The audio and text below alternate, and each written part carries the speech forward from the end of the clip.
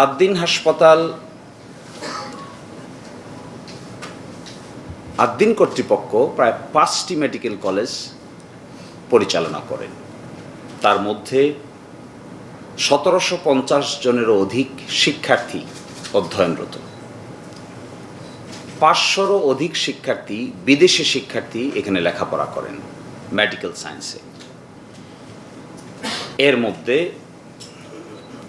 বর্তমানে 128 জন বিদেশি শিক্ষার্থী অধ্যয়নরত অবস্থায় আছেন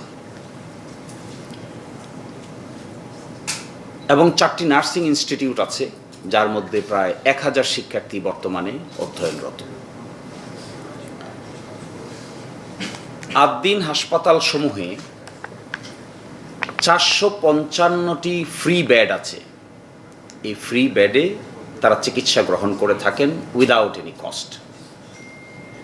এবং আজ পর্যন্ত আদ্দিন হাসপাতালে বিনামূল্যে প্রায় 10 লক্ষ রোগী চিকিৎসা গ্রহণ করেছেন। তন্মধ্যে আপনারা দেখতে পাবেন ঢাকা শহরে 70টি অ্যাম্বুলেন্স আছে, যার পরিবহন কস্ট 380 টাকা করে বর্তমানে গর্ভবতী মা এবং শিশুদেরকে পরিবহন করে থাকেন। এছাড়াও 1997 সাল থেকে আজ পর্যন্ত আদ্দিন হাসপাতালে 3,03,829 জন শিশুর জন্ম হয়েছে। তন্মধ্যে 95,267 জন নর্মাল ডেলিভারি হয়েছে এবং 2,08,556 জন সিজারিয়ানের মাধ্যমে জন্মগ্রহণ করেছে।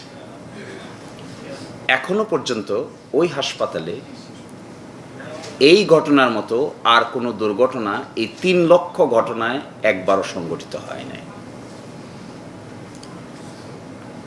এই ঘটনায় আদ্দিন হাসপাতাল 5 সদস্য বিশিষ্ট একটি কমিটি গঠন করেছিল। তারা তদন্ত করে ইতোমধ্যে ওই সেকশনগুলোতে দায়িত্বে থাকা ব্যক্তিবর্গের বিরুদ্ধে ইনস্ট্যান্ট শাস্তিমূলক ব্যবস্থা নেওয়া হয়েছে।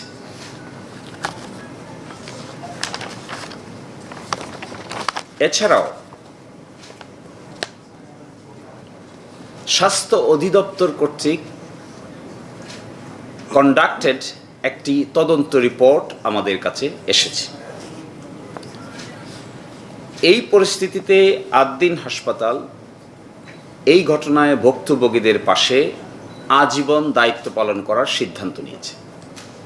প্রথম, ভুক্তভোগী পরিবারের কোনো সদস্য অর্থাৎ মা, বাবা কিংবা ভাই বোন যতদিন জীবিত থাকবেন তারা আদ্দিন হাসপাতালে সকল রোগের ফ্রি চিকিৎসা পাবেন, ঔষধ ব্যতীত। দ্বিতীয়ত, আদ্দিন হাসপাতালের মেডিকেল কলেজ সমূহে কোনো উপযুক্ত ছাত্র যদি থাকে এই পরিবারের, তারা বিশেষ বৃত্তিতে এই মেডিকেল কলেজগুলোতে পড়াশোনা করতে পারবে। এছাড়াও এই পরিবারগুলোর কেউ যদি মনে করে তারা উপযুক্ত হন, তাহলে আদ্দিন হাসপাতাল সংক্রান্ত প্রতিষ্ঠানগুলোতে তারা চাকরি পাওয়ার হকদার হবেন। এছাড়াও আদ্দিন হাসপাতাল মনে করে এই ঘটনার জন্য ভুক্তভোগী পরিবারের পাশে একটি সম্মানজনক এবং রেসপেক্টফুল পজিশনে আদ্দিন হাসপাতাল ভুক্তভোগী পরিবারকে ক্ষতিপূরণের ব্যবস্থা করবে, যেটি সম্মানজনক হয়, যেটি সকলের কাছে গ্রহণযোগ্য হয়। এই প্রেক্ষিতে ভুক্তভোগী পরিবাররা তারা মনে করেন তারা অতীতেও আদ্দিন হাসপাতাল থেকে বিভিন্ন ধরনের সার্ভিস নিয়েছেন। কেউ কেউ আছেন যাদের সন্তানেরা এখানে নর্মাল ডেলিভারিতে অতীতে জন্মগ্রহণ করেছেন। তারাও এই ঘটনাকে বেদনাদায়ক এবং অপূরণীয় ক্ষতি হিসেবে আখ্যায়িত করেছে।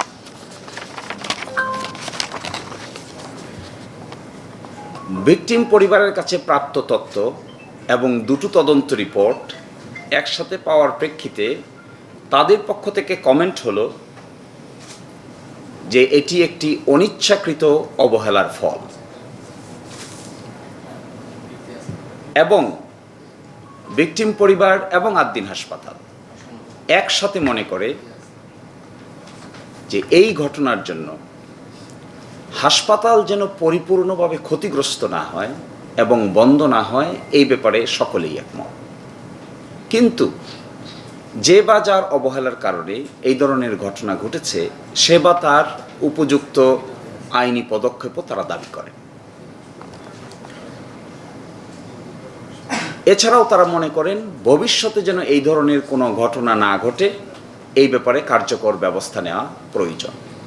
শুধু আদ্দিন হাসপাতালে নয়, বাংলাদেশেই যেন ভবিষ্যতে এরকম কোনো ঘটনা না ঘটে, এই ব্যাপারে তারা কনসার্ন অথরিটির কাছেও তারা কথা বলেছেন। না, আমি প্রথমে বলবো যে আমার কিন্তু 3 নম্বর বেবি কিন্তু ছিল, ঠিক আছে। আমার আগের 2জন বেবি হয়েছে এই হসপিটালেই, এই স্বাভাবিকভাবেই নর্মাল ডেলিভারিতে হয়েছে। তো সেই সুবাদে এসেছি। অ্যাকচুয়ালি ওইখানে তো প্র্যাকটিক্যালি A to Z ছিলাম আমরা।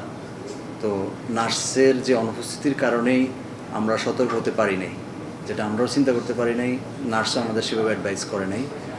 একটা অনাকাঙ্ক্ষিত ঘটনা ঘটছে, এটাতে তো আসলে এটার কাভারেজ কখনো আদ্দিন কর্তৃপক্ষ দিতে পারবে না, আর আর মানে আমরাও সান্ত্বনা পাবো না, ঠিক আছে, কেউ দিতে পারবে না। তবে আমরা যেটা চাই, আদ্দিন কর্তৃপক্ষের যে সার্ভিস, তারা যেভাবে মানে এই সার্ভিসটা দিচ্ছে, এটা যেন অব্যাহত থাকে।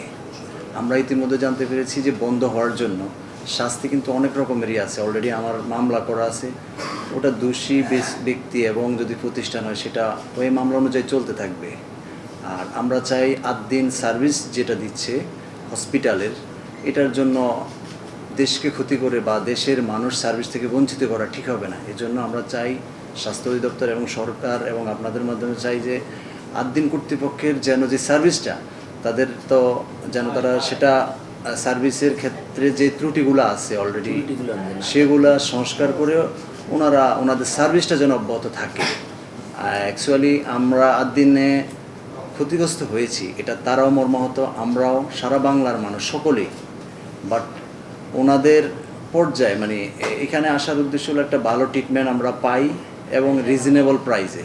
তো এইরকম একটা প্রতিষ্ঠান বন্ধ করে দিলে দেশও ক্ষতিগ্রস্ত হবে, আমরা সাধারণ নাগরিকও ক্ষতিগ্রস্ত হবে, এটা আমি মনে করি। মাত্র 30% টাকায় জমির মালিক হয়ে নতুন বাংলাদেশের গড়ে তোলার স্বপ্ন দেখা বাংলা বসতি। আপনারা সন্তুষ্ট হন কিনা? প্রথম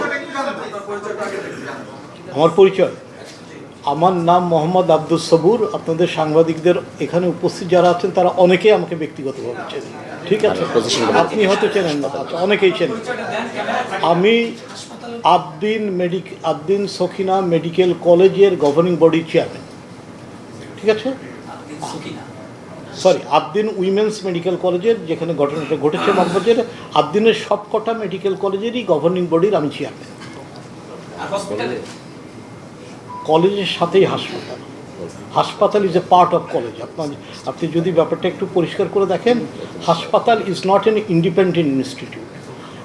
মেডিকেল কলেজের হাসপাতাল, মেডিকেল কলেজের ল্যাবরেটরি, হাসপাতাল is a part of college. আমি এখন আপনাদের প্রশ্নের একটু উত্তর দিন, নতুন করে প্রশ্ন উঠায়েন না।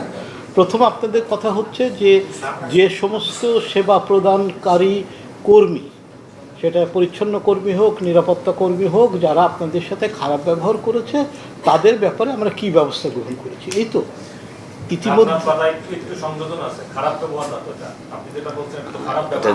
আনসারটা দিতে দেন, মাঝখানে না দিলে দিতে কেমনে হবে? আপনি আচ্ছা আচ্ছা, ঠিক আছে, আমি এটাকে খারাপ না বলে বলি যে ব্যবহারটি করেছে যেটা অ্যাকসেপ্টেড না। Will that satisfy you? Anyway, আমরা 2জন স্টাফকে সাসপেন্ড করেছি অলরেডি, ঠিক আছে। শিশু মৃত্যুর না, শিশু মৃত্যুর আমি বললাম তো, শিশির মুনির সাহেব আপনাদেরকে পরিষ্কার করেছেন যে শিশু মৃত্যুর ঘটনায় একটা স্টাফ নার্স, একজন পরিচ্ছন্ন কর্মী সাসপেন্ড হয়েছে। আর আমি যেটা বলছি সেটা হচ্ছে আপনাদের সাংবাদিকদের সাথে যে আনটুয়ার্ড ইনসিডেন্ট ঘটেছে তার পরিপ্রেক্ষিতে 2জনকে সাসপেন্ড করা হচ্ছে, ঠিক আছে।